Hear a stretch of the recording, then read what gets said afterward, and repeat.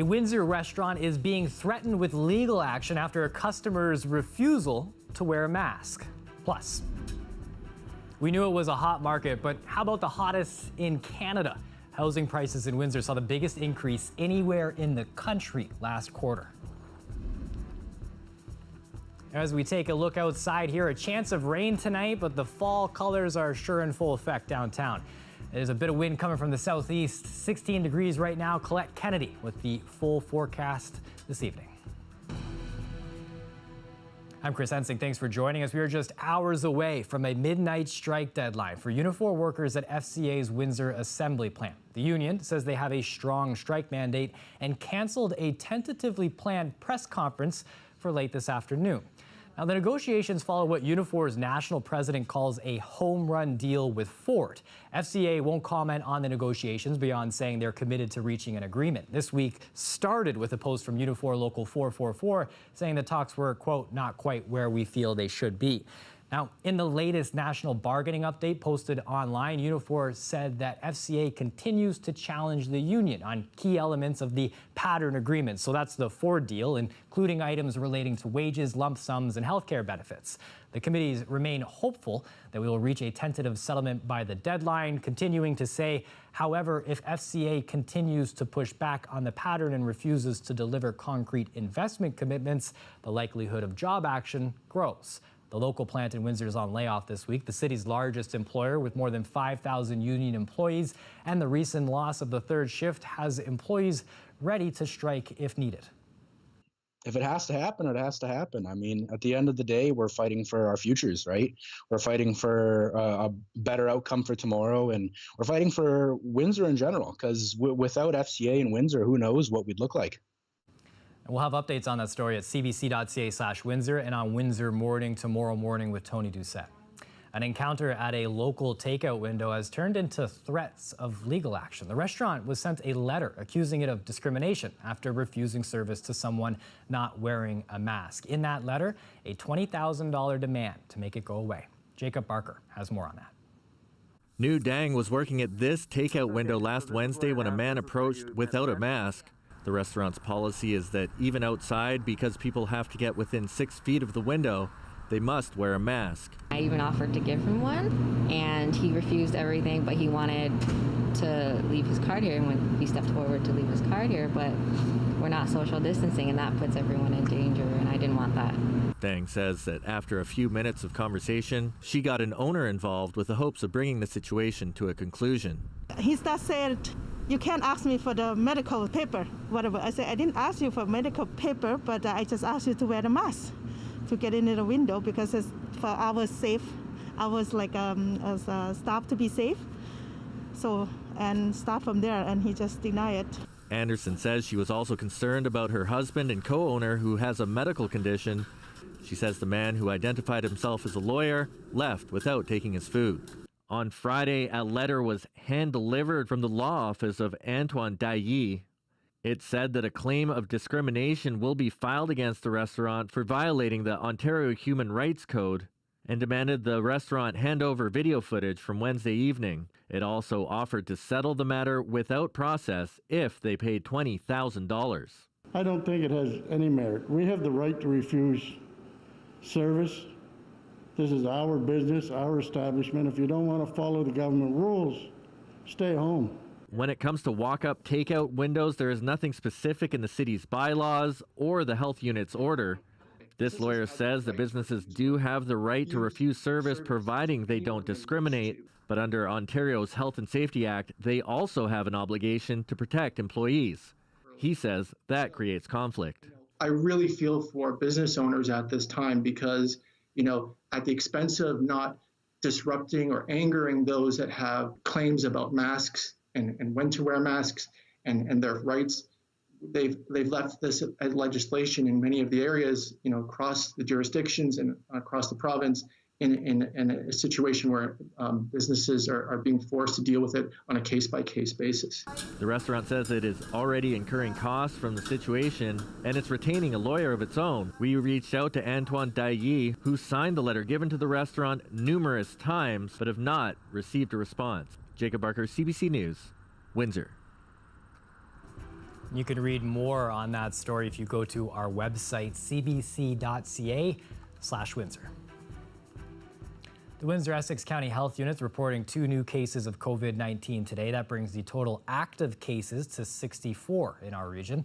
Across the province, there were 721 new cases, and officials are now putting in place new restrictions on long-term care homes. Lorenda Redikoff has more on those changes from Queen's Park. Starting Friday, long-term care residents can only leave for a personal outing if it's a medical visit or for compassionate reasons. That's in Toronto, Peel, and Ottawa.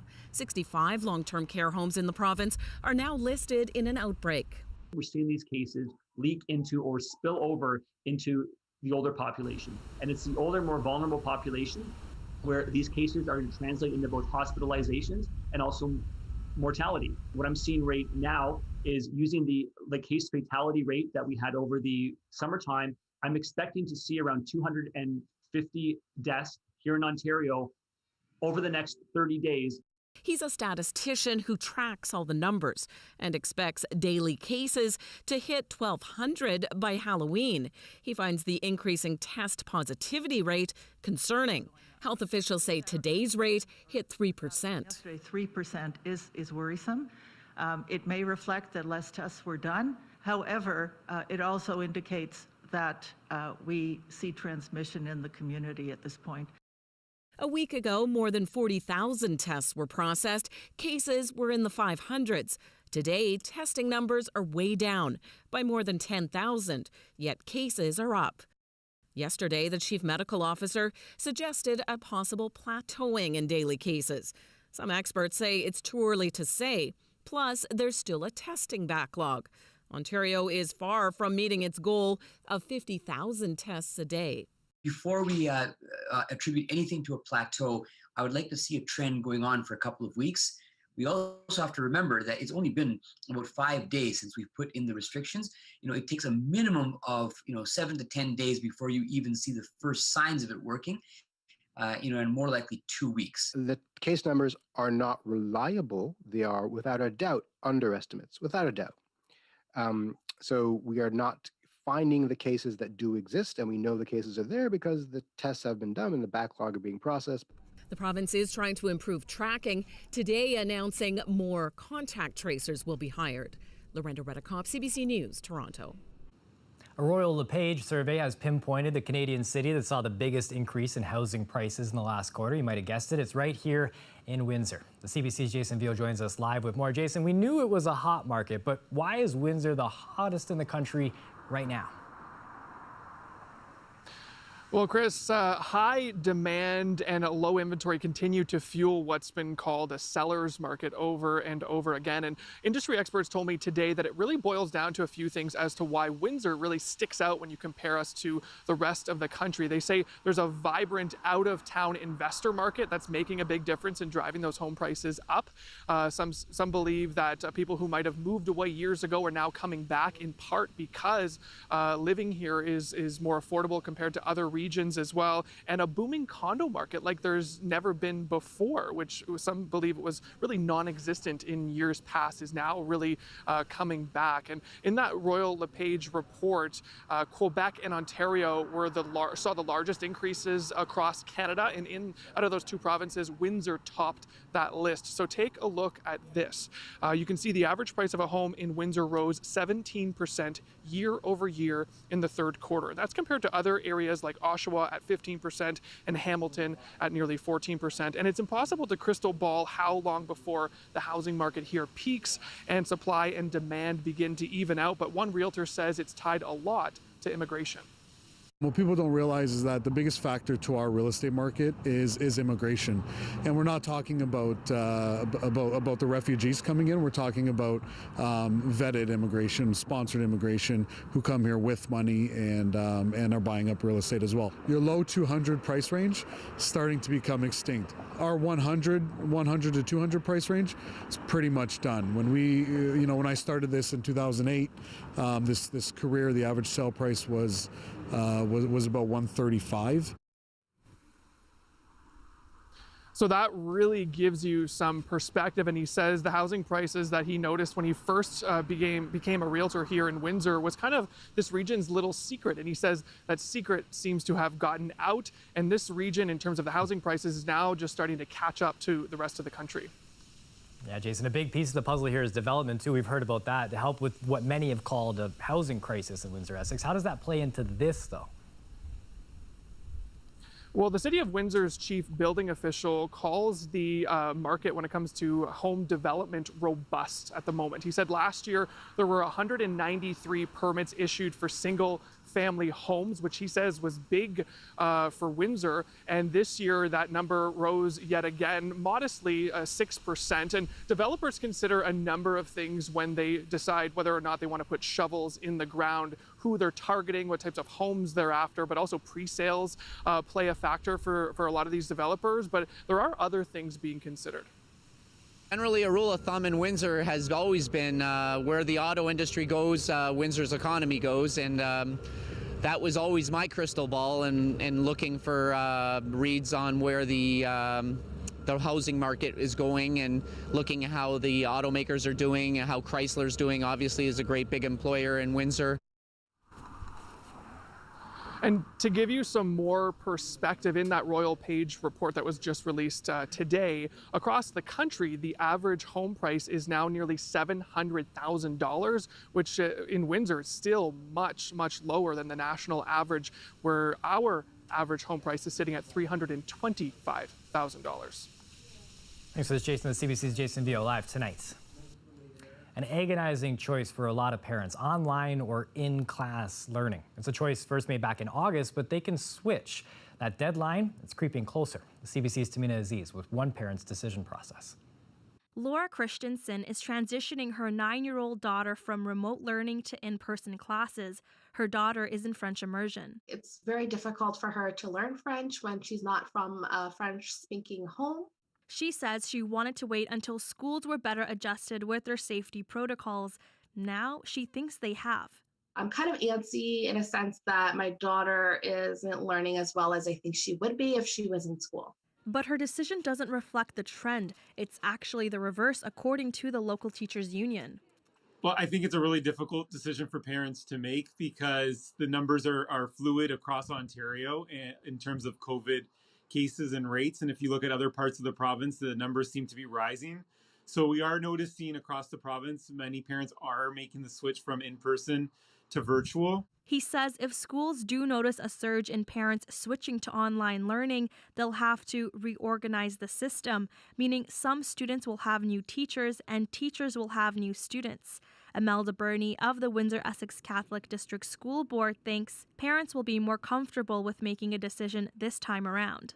I think what helps for parents is that they've seen what schools look like for the past 5 weeks. You know, going back to the parent declaration in August, they weren't quite sure what schools would look like for September, and now they've seen schools in action for 5 weeks, both an online component or in the in-class component. Parents have until Monday to make a switch for all elementary school students. They'll have another opportunity to change again in January. Tamina Aziz, CBC News, Windsor. A Windsor couple has raised $6,000 to buy a cuddle cot for Windsor Regional Hospital. It's a refrigerated cot that preserves the body of a dead baby to allow families more time to grieve and bond. Caitlin Collins David and her husband Adam experienced a stillbirth last year. They were able to spend 7 hours with their daughter, but a cuddle cot could have given them days. She was only here briefly in this world, and I think as a parent you want your children to leave a little bit of footprints essentially on this earth, and I think that for us that was really important, having a legacy for her and being able to do that. And this was the way that we came up with to remember her for our hearts and to give back to other parents who are in this situation. David says when you lose a child at birth, time with them is extremely important. And so this device will help parents say their goodbyes. There were 16 stillbirths at Windsor Regional Hospital in 2019. Staff say this device will make a big difference for those experiencing a tragic loss. You've become a wounded healer. You're going to help other people in their journey to heal as well. So I thank you very much. WestJet says it will soon stop or scale back most of its operations in Atlantic Canada. The Calgary-based airline will also cut at least 100 jobs. That's on top of the 4,000 workers that it laid off since March. Now, this comes as the airline, like many in the aviation industry, grapples with a sharp drop in demand during the pandemic. Jacqueline Henson has the details. Breaking into or out of the Atlantic bubble will soon get more difficult. The lack of travel demand, combined with domestic quarantines, means that sadly, we can no longer maintain our full Canadian network of service. As of November 2nd, WestJet will no longer fly from St. John's to Toronto or from Halifax to Ottawa. And the airline is suspending all flights out of Moncton, Fredericton, Sydney, Charlottetown, and Quebec City. Although it is disappointing, I'm not totally surprised by the announcement, to be honest. The demand is simply not there for them to carry passengers at this moment, given the current travel restrictions and the conditions with the pandemic. The Atlantic bubble has largely been seen as a public health success story. By keeping travelers out or requiring them to quarantine for 2 weeks upon arrival, Atlantic Canada has kept its COVID cases down. But the restrictions have other consequences. If they pushed that thought forward, they would have said, well, we might be shutting down our airlines. Despite expectations of more support to come from the federal government for the airline industry, this professor expects the return of service to smaller communities to be slow.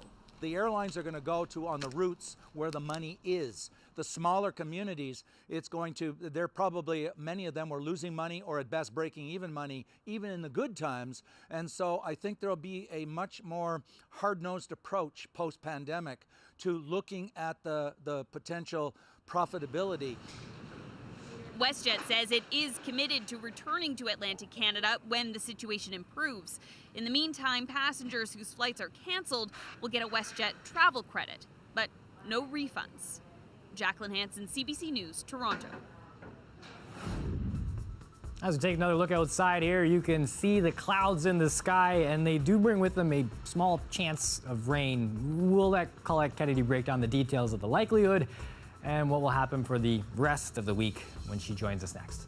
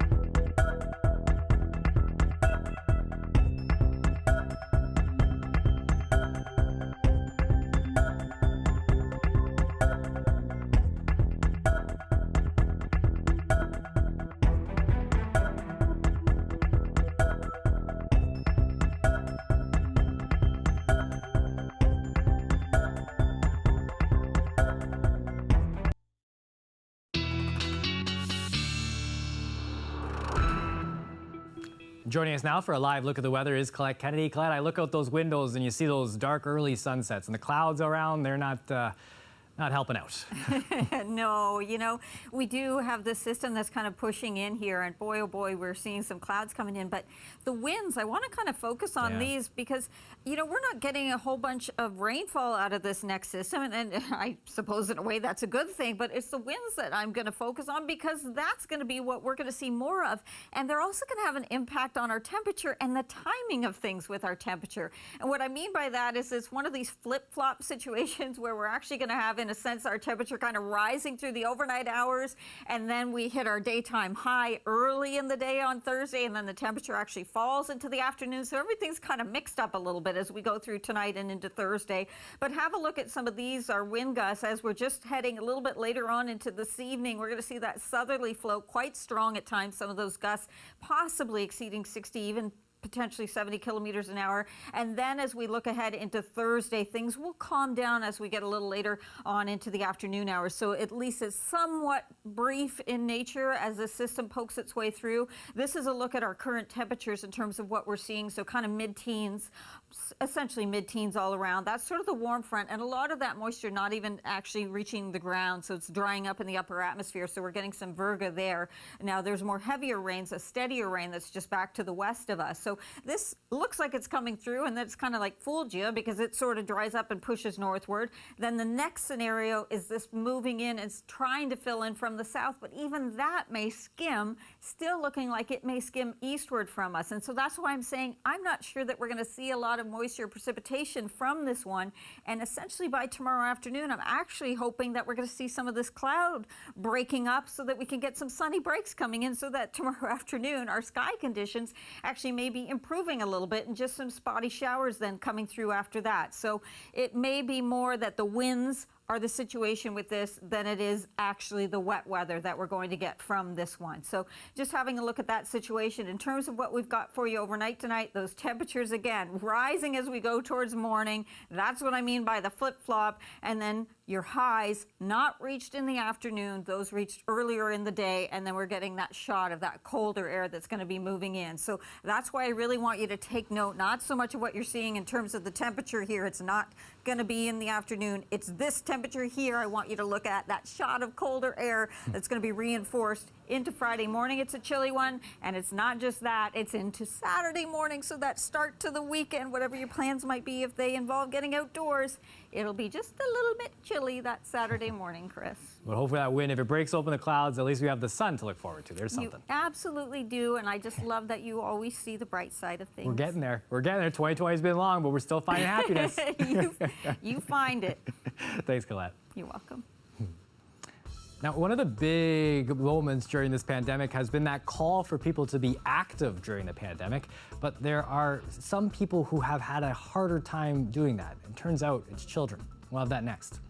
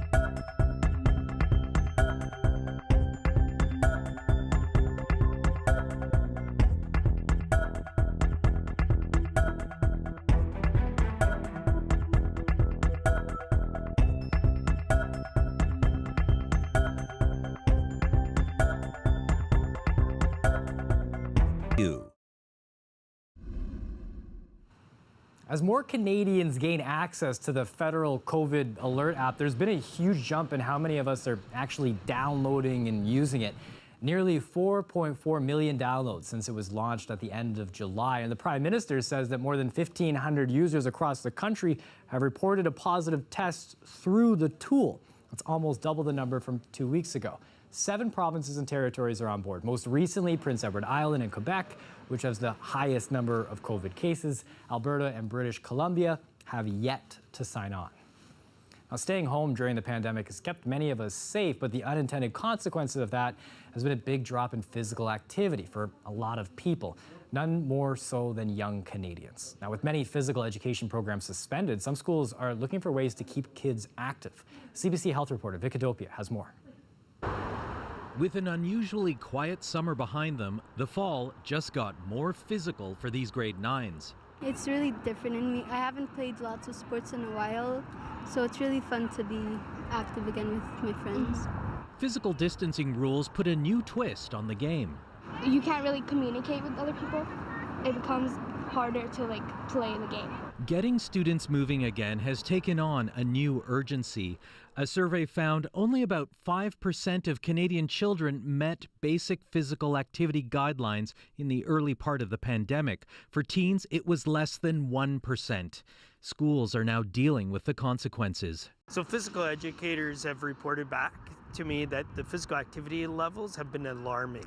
So alarming, Canada's largest school board has told gym teachers to cancel fall fitness testing. They've noticed that kids are out of breath immediately. So the lack of physical activity that's taken place over the last 7 months is showing. This obesity researcher says he worries about the long-term impact of inactivity on children's health. And I think there's some things that we can do about it, that the messaging of stay home, which we're starting to hear again with wave 2, which is good messaging, but it doesn't mean stay inside. So schools are trying to keep kids active outside for as long as they can. Vic Adopia, CBC News, Toronto. It's 6:29 p.m. and that is it for us here at CBC Windsor News. Don't forget, for news anytime, you can go to our website, cbc.ca/Windsor. That's where the latest on the FCA uniform negotiations will be. Strike deadline midnight tonight. Windsor Morning will have more details as well. Power and Politics is up next. We're going to join that already in progress. Thanks for watching. Have a good night.